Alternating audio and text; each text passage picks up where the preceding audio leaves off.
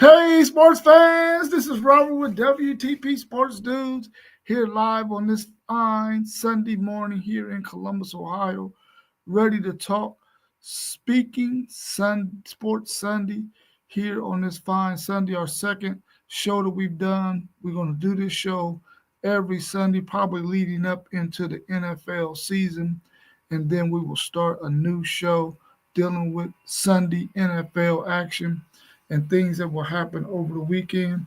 Thank you for joining us tonight.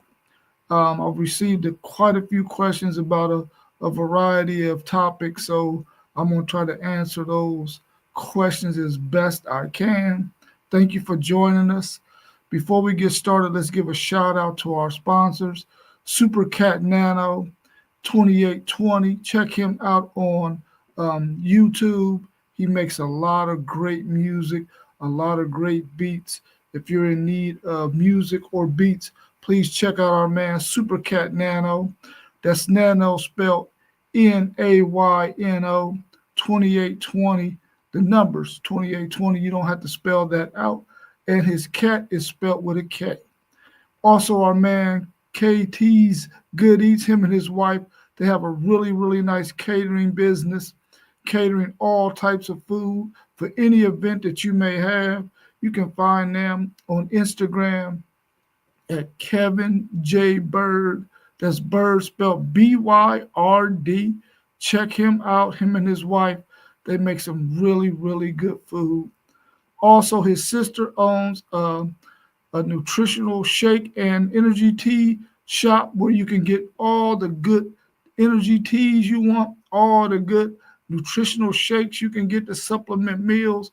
You can find her as Social Nutrition Sips and Good Conversation right there at 3136 South Hamilton Road, just south of Refugee Road, down the hill in that little plaza down there in that little valley. So go check her out. And also, our young man has his own apparel line, the Chief 5991. You can check him out on Instagram and on TikTok at the Chief. That's DECHIEF dot 5991 on Instagram and on TikTok. Check both of those people out. And if you get a chance today and you're here in Columbus, Ohio, please go down and check out the Black Expo downtown at Genoa Park. It is banging down there. They have some of the best street food you could imagine eating. I got me a vegan pita yesterday. It was slap. I'm telling you right now, it was slap. That and some really good juice from the juice box that's down there. And the place I got the pita was Turtle Island is the name of the vegan caterer that's down there. That food was really, really good. I enjoyed myself. Had a chance to meet some people that I haven't seen in a long time, some former students who actually remembered who I was. And of course, I remembered who they were by name. And I haven't seen them in probably 20 years. So go, if you get a chance, go down there and check out the Black Expo at Genoa Park. Let's get into some of these questions that were on the slate for me, um, for us rather. I don't know if anybody else is going to join me this morning, but if not, we're going to go ahead and roll. What's your thoughts on Brock Purdy's deal? 5 years, 256 million. I mean, I'm happy for him. He was Mr. Irrelevant. Picked, I think, with the last pick in the draft that he got drafted in. And this young man went out there, and I knew Brock Purdy was good because he was like my Texas Longhorns up for a couple of years. So I knew Brock Purdy could ball. And a lot of people say he's a system guy. Oh, it's the system, it's the system, it's the system. Well, maybe so. Well, they got the right guy for their system, and they paid him 5 years, $256 million. And I think that's a good move for the San Francisco 49ers to be able to lock up your quarterback position, which is the most important position in football. He made it to the Super Bowl and made it to the playoffs several times in his first 4 years in the league. He was banged up a little bit last year. I think he's going to be um, okay this year for them to be able to do some things, even though they lost a lot of pieces. I think it was a good move for them to sign Brock Purdy to the 5 years, 256 million. Now the 256 million might be a pretty high number, but when it comes to quarterbacks, that's how it is. So he'll be making upwards of 40 something, 50 something million over the term of that contract. So hopefully, so hopefully, he'll be able to you know, pan out and continue to play good football. And hopefully they can get some pieces around him, which is the next question that was asked. Does a deal like this for the 49ers hurt them from landing a big offensive weapon in the near future? It, possibly. I mean, they got McCaffrey, who has been injury prone his whole entire career, and I believe he's on the back end of his career. And they lost Debo Samuels. So I'm quite sure at some point some money will probably get freed up somewhere. Um, they're probably going to have to bank on getting some really talented young wide receivers in the draft in the next couple of years to really uh, help him out because you can get those guys for small contracts in the beginning. So if they're able to do that, they'll be in good shape. I don't think they can land a big offensive weapon though that's going to come in and require them to give them upwards of 100 and something million dollars to 200 and something million dollars over that period of time. I don't think that's going to work out for them. So they're going to really have to bank on getting someone in the draft that's really, really good, that has a high ceiling to help out Brock Purdy in the future. Because I don't think a good weapon who is going to require them to get him 4 or 5 years, 150 to or so million to land at that team. I don't think that's going to happen. Welcome in today, post game. How you feeling this morning, bro? Hey, good morning, Rob. How you doing, man? I'm really good. I'm really good. Let me bring you up to speed real quick. One of the questions was, what's your thoughts on Brock Purdy's deal for 5 years, 256 million? What's your thoughts on that deal? I think it's a good move. Um, I think I heard you saying earlier, Mr. Irrelevant. Really good situation for him. The San Francisco 49ers are going to surround him with weapons, and that's what they've done. I really like Ricky Pearsall. They got rid of what's his name, the wide receiver. Um, Debo. um, um, Debo. They got rid of Debo Samuel, but I think they still have enough weapons to surround that man. And like you said, I'm happy he got the deal. I think it was well deserved. A lot of times, what you see is that these teams that have a lot of success usually rely on the fact that they have a rookie quarterback without a big deal, and they've had some success in the past. He's now got the money, so and I expect a bounce back from the 49ers. So happy for him. I think it's well deserved, and I think they'll continue to have success. What's your thoughts on critics out there saying that he's a system guy? I I don't understand the system thing. Like I the what is it? A system quarterback compared to what, a playmaking quarterback? I think Tom Brady was a system guy. He was successful. Who's more successful than Tom Brady? So I don't think being a system guy is necessarily a negative thing. I like Brock Purdy, and again, I think those guys can rebound and have success this year. Yeah, I mean, when I hear that system guy stuff, I'm like, well, what you want your quarterback to be? Don't you want him to fit your system? I mean, you're the offensive coordinator. Don't you want him to fit your system? I mean, you can create a system around a Lamar Jackson and them, but at the same time, he got to be able to fit your system too, because he has to be able to throw the ball down the field. We know how he he didn't necessarily struggle his first 2 years, but he wasn't as polished in his first 2 years as he is his last two. So you need him to be able to fit whatever system you're going to run, and you can tweak some things around an athlete like Lamar Jackson. And I think that San Francisco got a guy who fits what they want to do, and he's been really, really effective at it for the time that he's been there. And I mean, they made it to the Super Bowl, and they made it close to making to the Super Bowl another time. So in his first 4 years, I mean, hell, you can ask for nothing better. I like the Tennessee Titans. We ain't been nowhere near that. So I don't get the system guy stuff either, because you should expect your guy to fit your system if you're gonna draft him. 100%. Yeah.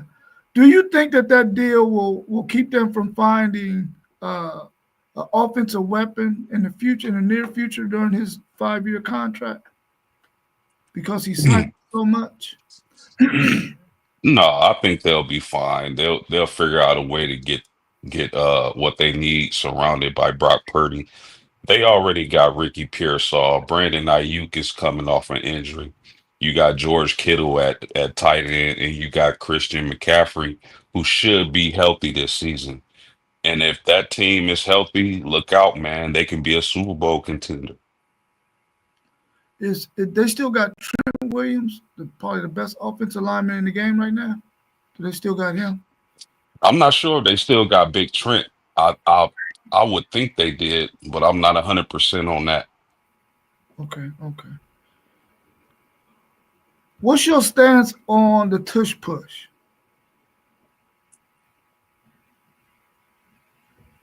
I think the tush push is fine, man.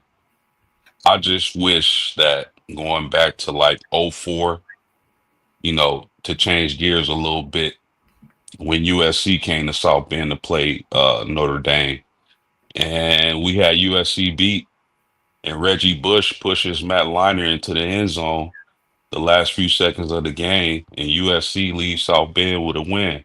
That would have been the biggest win for the program up to that point. So I wish they would have. It was illegal back then. Yeah, So I wish they would have called it how it was supposed to be. But to your question, I don't have a problem with the tush push, um, scrambling quarterbacks and guys like Josh Allen or what have you are still going to rush for touchdowns. They're still going to be difficult to defend at the goal line, whether they getting pushed from the back or not. Um, Jalen Hurts comes to mind. I don't have an issue with the tush push. I think the teams that had issues with the tush push were probably in the NFC East, because you see a lot of Jalen Hurts, and it's a football play. I mean, it you I think teams have a hard time of stopping it. That's why it was that's why they debated on it this past week. So I don't have an issue with it. If all teams are able to do it, which they are, then let's play football. yeah, for sure. I mean, if you don't want your quarterback doing it, you put some other big guy in there that can do it for you to get that yard. But I mean, if the Eagles have found some success with it, you can't penalize them for doing it's a legal play. So you shouldn't even be thinking of. I know they saying guys might get hurt in the trenches and that kind of stuff. Well, you can always get hurt in the trenches, because every down is a down where you got to go against the guy that's in front of you. So I don't have any issue with the tush push. Um, I would like to see defenses go ahead and understand that you got a game plan for it now, and just evolve your defense on it. I was wondering if maybe the NFL would say, listen, if you're going to do the tush push, you got to announce it to the referees that that's what you're going to do, so the defense can align for it or whatever. But I don't think they would ever, do something like that. But that was a thought that I had in my head. I mean, you still need push. More Yeah, importantly, I think you still need push from your offensive lineman that's in front of you. So, I mean, and if you got a guy like Jalen Hurts that's squatting like 7,000 pounds, you right. still got to deal with that, whether he getting pushed or not. And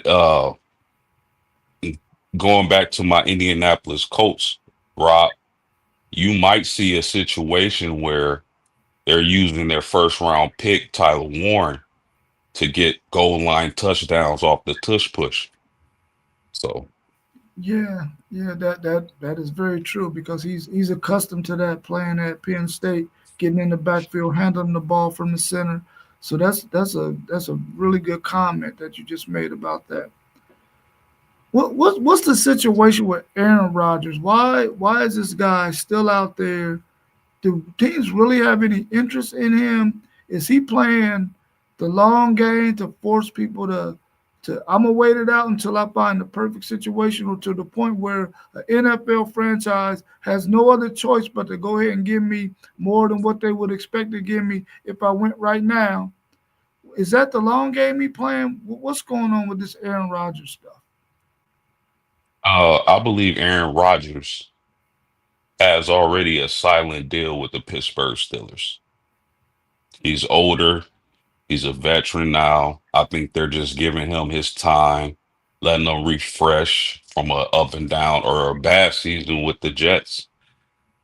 I still think Aaron Rodgers has a little bit in the tank, Rob. And if you look at touchdown passes, if you want to just go off that, he had more touchdown passes than a lot of the elite quarterbacks last season. And so I think what they're doing, they're just letting him rest up. He'll go overseas and be on all type of weird stuff like he's done in the past. But again, I just think they're letting him rest up. They're letting him heal his body so he can give it one more go with the Pittsburgh Steelers. And they gotta I don't know how successful they'll be.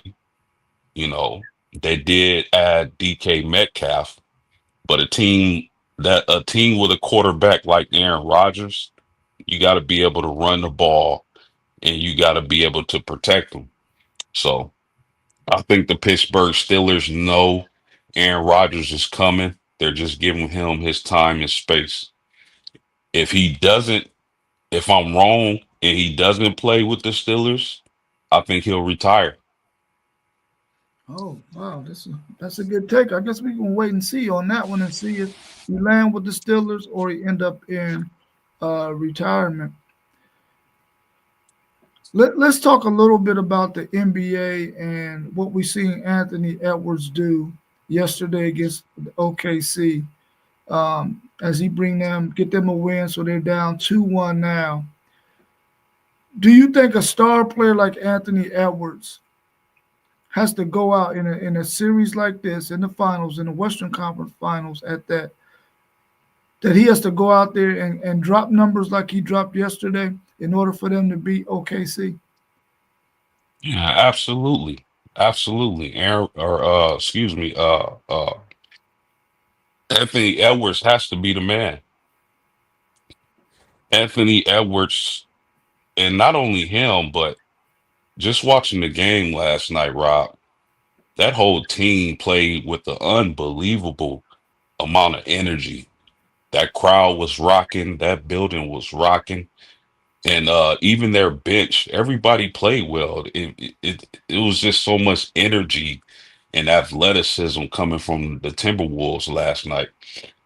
So Anthony Edwards is going to do his thing, but if I'm OKC, I'm going to let him do his thing. I'm worried about the other guys on that team. But again, I believe Anthony Edwards is a generational talent.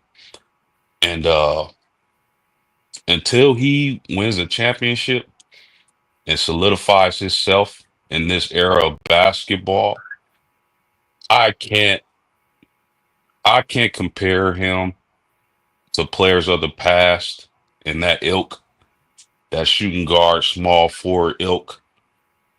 Because to me, man, I don't know if you agree with this, but the stars today, it feel like it's something missing. I don't know if that's internal. I don't know if that's just because of how the game is played now, but looking back at the guys from the 90s and the early 2000s, it just feel like something is missing with these newer guys. But I love Anthony Edwards. He definitely has to continue to put up big numbers in order for OKC to get the W in this series, which I doubt they'll do. I mean, heck, I thought they were going to get swept, but they proved me wrong. And so they still got a chance, but in order for Minnesota to win this series, they'll have to continue to play dominant defense. Anthony Edwards has to be him, and he has to be the best player in this series for them to get the W. So that's my thoughts on that. Yeah, I tend to agree with you on it seems like something is missing. And a lot of times you hear former NBA players saying that, these guys are too buddy buddy, they're too friendly with each other, on and off the court, to the point where it's like you playing against your homie and you ain't trying to kill him. You ain't trying to take him out. You ain't trying to put your foot on his neck. And we all watched basketball back from the 80s, 90s, those of us who've been around that long. And we saw that at night in and night out, Larry Bird wanted to kill whoever he was playing. Night in and night out, whoever Larry Bird was playing against wanted to kill him. The Bernard Kings, the Jordans, the Dominiques, the Charles Barkleys, all of those guys, whenever they played against each other or anybody in the league, their mission was, I'm going out here, I'm trying to take you out. I'm trying to dog you. I'm trying to do everything I can to get my team this win. Nowadays, it seems like these guys are just too nice and friendly.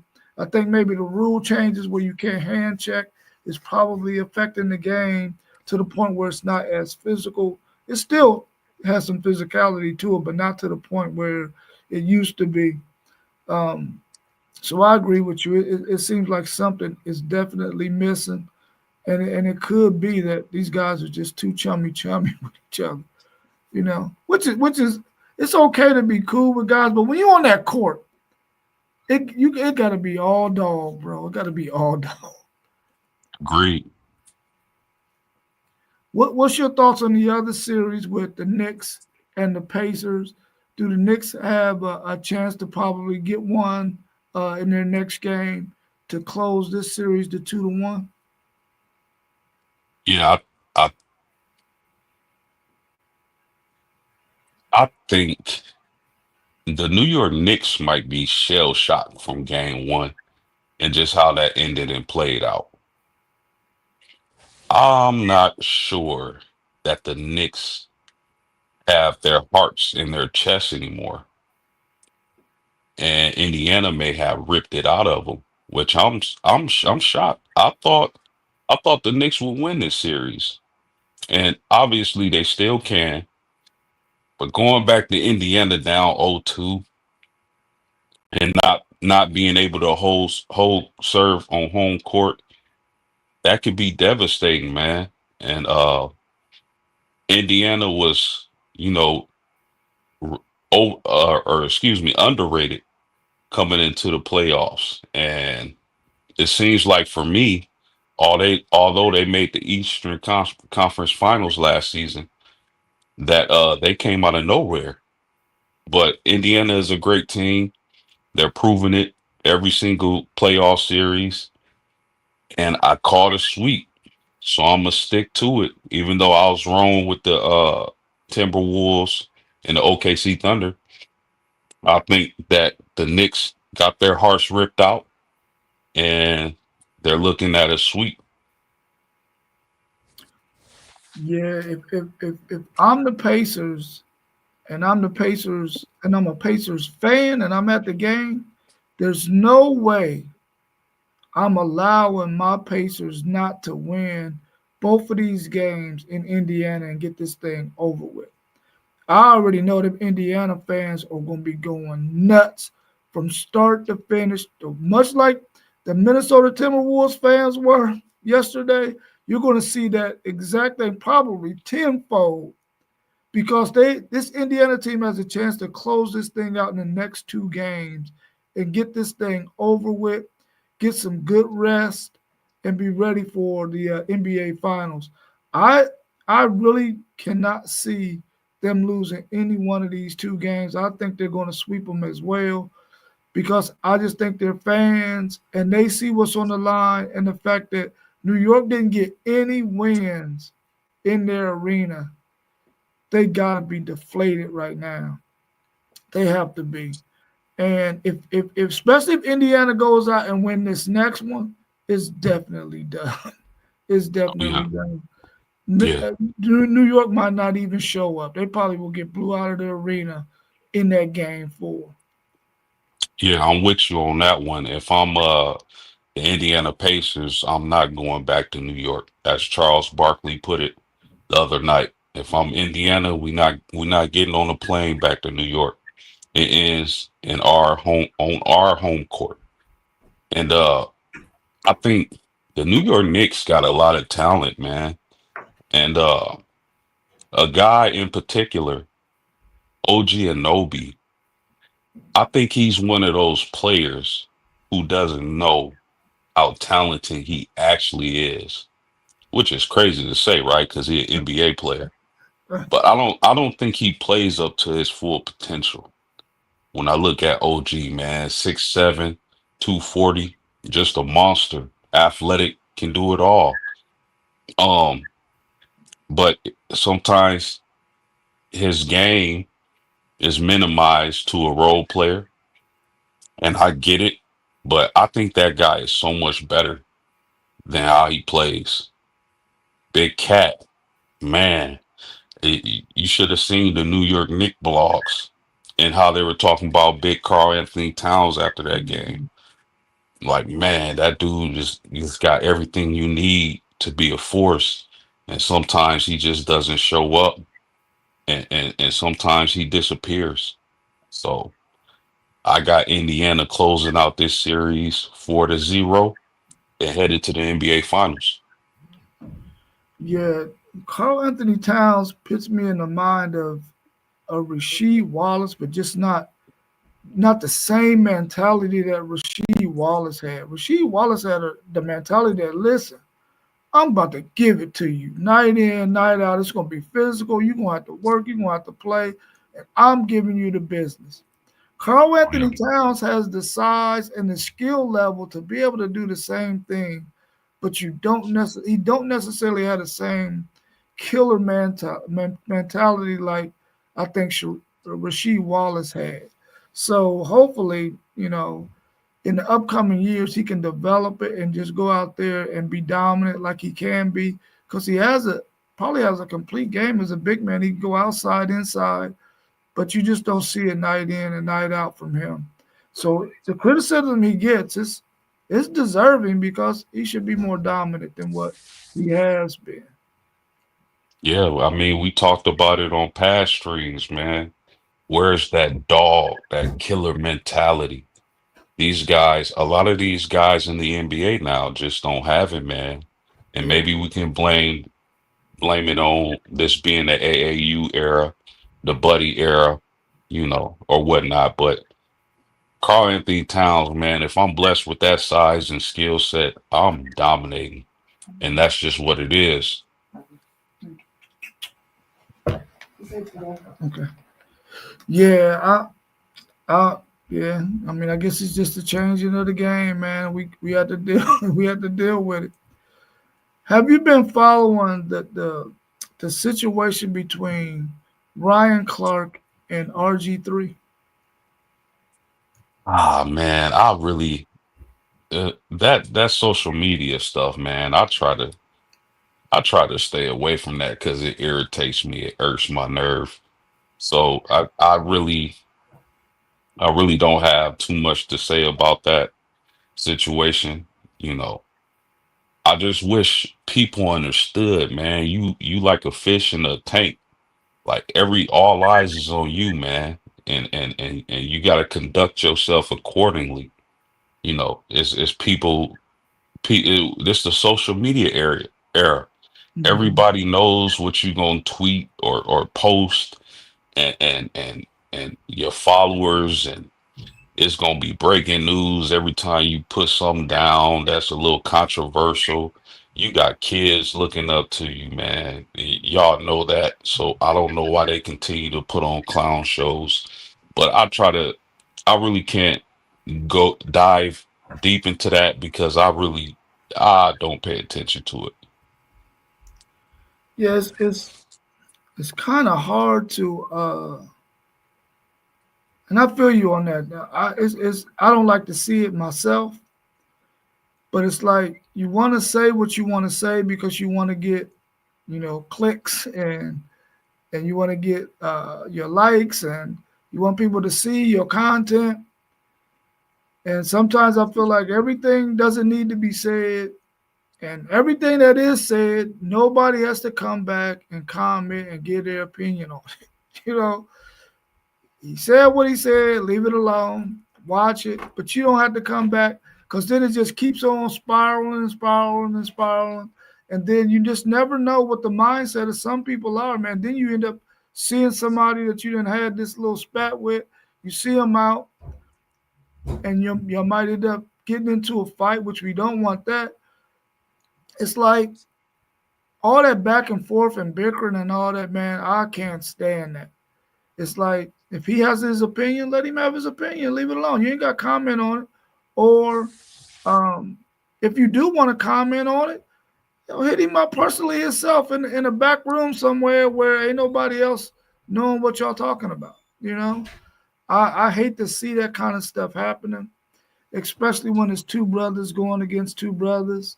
Um, and you don't know that for Ryan Clark, he don't know the ins and outs of RG3's life. You know what I'm saying? He has a he has a black mother. You know what I'm saying? So you can't say that this man doesn't know how black women feel and all this other stuff, man. So I think he should have probably left that out. I'm not in on either one of their sides. I just feel like when somebody says something, they said it. Okay, you don't have to have a comeback, but you have a comeback because you on social media and you trying to get views and stuff on your brand. But I don't like it either, man. And I wish those two guys can sit down and air out their differences and go on and have a good relationship, which seems like it was already tarnished from when they was at ESPN. Yeah. Yeah, so let's talk. I get a lot of questions as a Texas fan about this Ohio State and Texas matchup, man. And I know we've talked about it quite a bit on this show. Um, and I get conflicting questions and responses from people who like Ohio State. Some say that Arch Manning ain't gonna be what we think he's gonna be because of what they've seen so far of his small sample size. And then there's others that are like think that he's gonna be pretty good. Do you think that Arch Manning has an opportunity to be a really, really good? Let's compare him to Quinn Ewers. Do you think he can be better than Quinn Ewers this year and possibly even next year? I, I think it was yesterday's stream. Mr. Claiborne said that the cream is gonna rise to the top, and shout out to him. When I think about Arch Manning, this guy has the genetics, he got the pedigree, all that. He's been groomed for this position his entire life. He was successful in high school. He set back the last 2 years under Ewers in that system, learning that system, mastering that system, and just becoming a college quarterback. So if I'm Arch Manning, I think that was the perfect situation. We don't need to rush him. Sit back, master y'all system, and observe and put the work in. And I think Arch Manning has done that. Look at his uncles. That man or that kid is going to know every single defense, every single blitz, every single audible. I believe that Arch Manning is going to be a better quarterback than yours. And I think if everything goes well, he's going to be in the Heisman discussion. So I mean, it's just the unknown thing. I think that's coming from different people because we never seen him as a starter. He's got in on some plays and showed his athleticism. But I think if y'all can put it together and barring injuries, I think Arch Manning would just be fine. And I think when it's all said and done, he'll be better than yours, man. So I wouldn't worry about it. Yeah, I agree with you on that. I think he can be better than Quinn Ewers. I think he has more skill sets than Quinn Ewers, especially when it comes to the mobility factor. Uh, I think that he can, and he throws a better deep ball. Now, of course, his intermediate game, his mid game, got to be a lot better than that. Because Quinn Ewers, he excelled at the intermediate stuff. He excelled the medium throws. He excelled at that kind of stuff. So if Arch can do that, I believe he can definitely be better than Quinn Ewers. And then he can buy himself some time too. I agree with you on the fact that he is going to get tutelage from his uncles to where there's not going to be anything out there that he's going to see that that's going to shake him. He's going to be prepared for whatever it is. Um, I just hope that as Texas fans and me being one of them, but I ain't quite like some of them. The first sign that he might make a mistake, some of them fans, man, bro, they will be so negative. And for 3 years, I've watched them bash Quinn. I'm hoping that when they go to bash him, he can take a page out of Quinn's book and not be rattled by that. Quinn for 3 years, man, he handled all of that scrutiny really, really well. And so I'm hoping that, and I'm quite sure Arch will do the same thing uh, when he gets his opportunity next season, starting off with a big game against Ohio State. But right now, like they're on, they're getting ready for spring practice and stuff. Well, not spring practice, but spring workouts. And he got all of his key receivers in Louisiana with him, and they're getting up to speed on timing and all that, which is a sign of a really, really important or smart quarterback that understands and listen. These guys I haven't been throwing the ball to outside of Ryan Wingo. I got to get up to speed with these new guys that I'm going to be throwing the ball to, and they're all are out there together. The only one I think that's not there is the new tight end from Cal. I don't think he went with them because he's still finishing school, I believe. Um, their period goes all the way to the end of May, so he's not with them. But I think that's a good sign for him to understand that yeah, I got to get up to speed with these guys. Spring practices isn't enough. Yeah, absolutely. It's like when I think of Arch Manning, it's like, what else do you need? Arch Manning has everything he needs to excel and more. He has an advantage over a lot of quarterbacks and young quarterbacks in the college game. Man, can you just imagine what Peyton and Eli and his grandfather are showing him and explaining to him? Uh, and then you pair that with one of the greatest offensive minds in college football and y'all head coach. I think it's going to be nice. I think y'all going to have a pretty good season. Starting off against Ohio State, that can go one or two ways or three ways. Y'all can either get rocked and he'll receive a lot of criticism, and hopefully he's able to bounce back from that. Y'all can rock them, or it's going to be a great game. That could go either way, right? Yeah. So, I mean, if I'm you, because I remember Arch senior year in high school before he had committed to Texas. It was a lot of speculations, and I actually thought my Irish had a chance for Arch Manning to commit because right before he committed, Peyton and Eli were on campus. So Mhm. I thought that was a telling sign. Unfortunately for unfortunate unfortunately for me, they committed to Texas.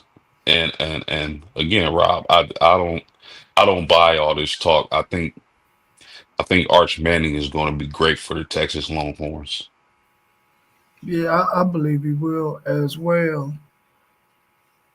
Let's talk a little bit about Brian Kelly and the LSU Tigers.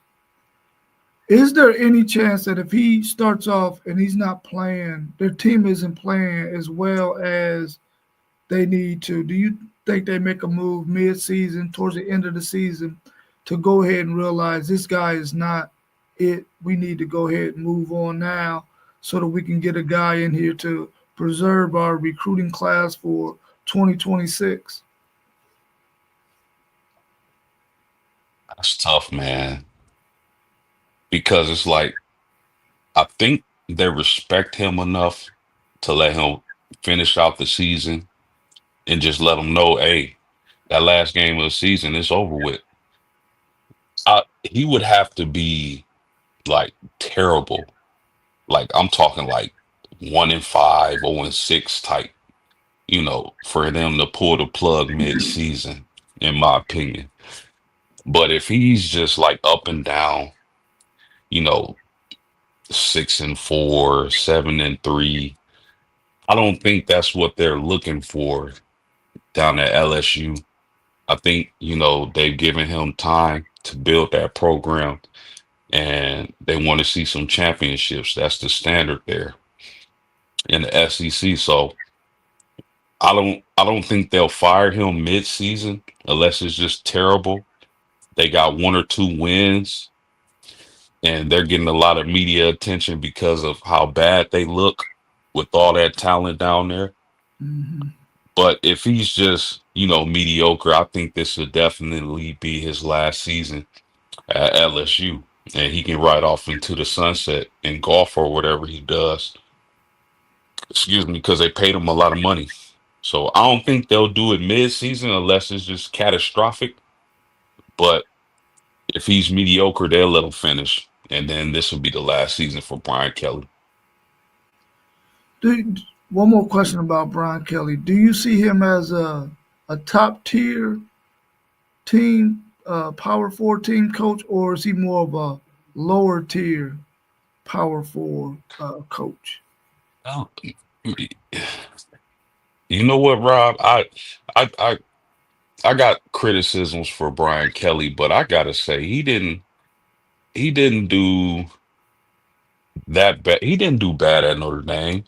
I mean, the criticisms I have for Brian Kelly while he was with the Irish is that we never won the big games. And there were always rumors that he was a lazy recruiter. Hmm. He kind of liked being a closer on a particular player. He'll let his coaching staff handle it, and then when it's time to make a decision, then Brian Kelly will show up. And he didn't. I don't think he even tried to get elite talent. He just was like, oh well, that's the best we can do.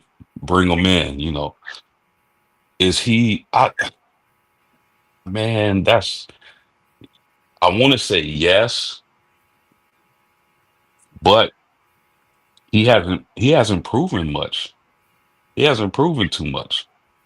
If you like, I think Brian Kelly is the perfect guy for a team that's trying to rebuild and build their program back up, as Hmm. opposed to a team that's ready to compete and win championships. So that's what I'll say about that. Yeah, I think he has a good X and O's kind of mind. I think maybe it's his personality or is the way he he handles people might be a little might be what hurts him. You know, he's not like I mean I follow Steve Sarkeesian a lot, so Steve Sarkeesian he's very transparent. I mean, I'm quite sure there's a lot of transparent coaches out there, but I follow Steve Sarkeesian more than I follow anybody else. And I like his style. Now, prior to Steve Sarkeesian was Tom Herman, who I did not like Tom Herman's style, but the style that that Tom Herman had, I could tell that it was not a good, it wasn't good for the players, which meant he wasn't going to get the best out of some of those players that he needed to get the best out of. And you've seen that Steve Sarkeesian's first year coaching them, where Bo Davis had that rant after the Iowa State game, and he was telling them to get their ass in the portal. So, and I think Brian Kelly is one of those kind of coaches who just doesn't have the right personality um, to really make things happen with some of these players. But I think I mean his X's and O's are good. I just don't think he gets the maximum out of his players because of his personality. Yeah. So this year, do you see any surprises that you think could possibly take place in college football um, from any team that might have been down last year that has a chance to right the ship and be pretty decent to good this year? And that's tough, being that it's so early. Um, I don't a down team that could be a Let me contender this rephrase. season. Let me rephrase it. Is there a team that you want to be better that was down last year that you want to be better this year? Because if they're good, they're better. College football seems to be a little bit better. Bro, that's hilarious.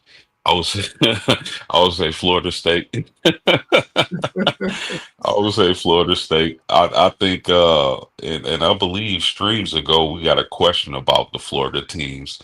And I would say college football is in a better space when Florida State, Miami, Florida are doing well. Uh, so and for my man Mossberg's sake, I hope that Florida State is able to bounce back. They got a lot of key additions in the portal. How fast that's able to mesh and they're able to put it all together and compete on the field, that remains to be seen. But I think, I yeah, I think they'll be a little bit better.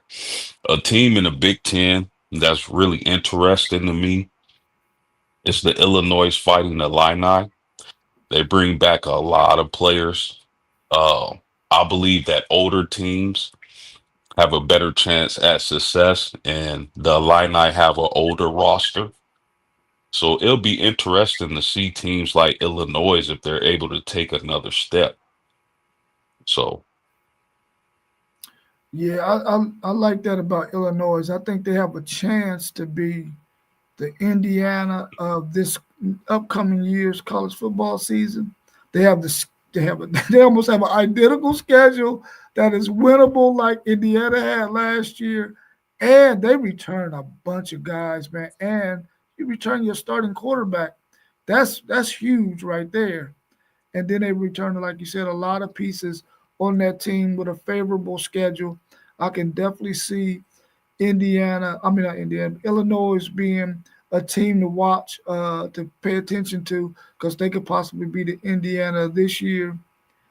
And I don't know how long it's been since Florida, Florida State, and Miami have all been in a 9-3, 10-2, 11-1 record as all of them. Is it even possible for them? Do they got the talent? Do they got the schedule for all three of them to be at least 9-3, 10-2? I'm saying no. Um, especially with Miami because we go to Notre Dame goes to Miami week 1, and so I'm hoping they don't at least. But I remember listening to Edgerrin James and his podcast, and one of the things he was stressing for Miami in particular is that they need to target and wrap up the talent in Florida. These Florida teams, they got a plethora of talent in that state. It's basically a bunch of Tyreek Hills running around in Florida.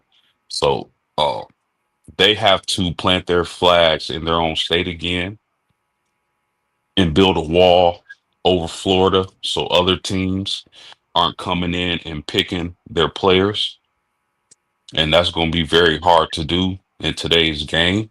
Hmm. But it's been a long time since we've seen all three of those teams competing at the highest level together. And it's again, Rob, it's going to be real tough for all three of those teams to have great seasons at the same time. In the age of NIL, teams are recruiting nationally now, like your Notre Dames, your Texases, your Ohio States. These are teams that can go to any state and compete for players. So it's tough to keep that talent in the state of Florida. So we'll see what happens, man. Yeah, those three schools are facing the same issue Texas was facing before Steve Sarkisian got there. Those Texas players was going everywhere. They were going to Texas A&M more so than they were going to Texas, and they have that same issue because now a school like Texas, who at one time was only getting maybe one or two lower level Florida guys, are now getting top notch Florida guys. Notre Dame's getting top notch Florida guys. Ohio State, Georgia. Everybody knows that this place right here, when you want a skill guy, you can find a skill guy in Florida, and you can find some good edge rushers and linebackers there too. So and defensive backs. So teams that want to stay at the top, they understand that, and you got those three schools that are in the state of Florida that they gotta put a wall around that state, man, so that they can keep those guys there. And as long as Notre Dame, Texas, Ohio State, Georgia are as high as they are, they're going to have a lot of issues doing that. Because nowadays, a lot of players want to go out of state and just get away from their environment. And Florida, and for some of those guys, man, the environment in Florida is it's not the best. So they want to try to get out of that scenery to go somewhere where they don't have to deal with as much as they have to deal with and have the weight of the world on their shoulders. Out of those three teams, who do you think has the best season just from what you see on paper right now? Um, I would say Miami on paper right now. Out of those three teams, are the better. It's the better team. But again, you don't. We don't know. I mean, a lot of people will say this and that, and it's so early, man. It's so early to tell. But I would say Miami is the most talented team in Florida. We don't know what Florida State is going to be. Obviously, going down and to Gainesville and playing in that swamp is never an easy task. That SEC, but I would have to say Miami is the most talented team out of the three. We don't, again, we don't know what Florida State is going to be. They could struggle. They could, man, they could start the season and right off the bat get barbecued by Bama, or they can shock us all and get the W. Who knows? It's very early, but if I had to pick one, I would say the Canes, man. Yeah, I think it's really close between Miami and Florida in terms of talent that they have on their rosters. But I think that Florida's schedule, man, that schedule is brutal, bro. It was brutal last year, and it's brutal again this year. The thing that benefits them a little bit more this year is they get some of those tough games that they had on the road. They get them at home this year in the swamp. Like Texas has to go to the swamp, and they had a lot of injuries last year in their defensive backfield. So I think that Miami will have the better record out of the three. But I think that Florida is really, really on their heels in terms of talent on their roster from top to bottom. Do you think these three teams should play each other every year, regardless of what the rest of their schedule looks like in conference? Should they play each other every year, regardless of anything else? 100%. Florida, Florida State, Miami should play each other every single season. It would be great as far as the game goes. It'd be great for the game. It'd be great for ratings. Those fan bases, man, that whole state would be rocking all fall if those three teams played each other.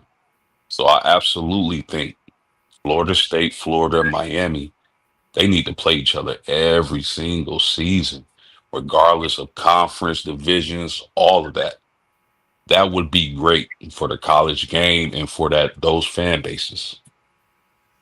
Yeah, I agree. I think that they should always play each other. I mean, I don't necessarily want to see them leave FAMU and them and UCF and the other Florida schools out, but they should make it a habit that they all three of them play every single year, regardless to anything else. And then the other schools just have to figure it out. I mean, I know you want to keep a lot of that money in state with your other in-state institutions, but those three teams gotta play every single year, every single year. Well, that's pretty much all I have for today. You got any other things you want to discuss, or if not, we can go ahead and wrap it up. That's all I got too, my man. Great show. All right, I appreciate you, bro. Let's give a shout out to our sponsors, Super Cat Nano. His music is banging. You can find him on YouTube. Our man KT's Good Eats, him and his wife Tammy, they got a really nice catering business. Check them out on Instagram at Kevin J. Bird on Instagram. We also got his sister who owns Social Nutrition Sips and Good Conversation, where you can go get nutritious shakes and also energy teas to help you through your day. And we also got our young man, the Chief, dot 5991. His apparel line is banging. Please go out and support that young man.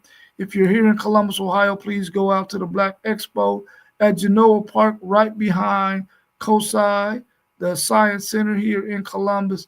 You will not regret going to that Black Expo. Some of the best street food you will ever taste, some of the nicest vendors that you will ever see. And I'm going to give a shout out to my man, Dushan Hale, rest in peace. His son has a booth there where he has oil paintings. This guy is super talented. Go check out his booth down there at the Black Expo and check out his oil paintings. Really, for what you see in his oil paintings, it's a really, really cheap price in comparison to other artists that you see out here. So go support him. Monty Mondi art right there on the strip right there behind COSI. So go check them out. Post game, I appreciate you, bro. We're going to be out of here with another banger. Peace.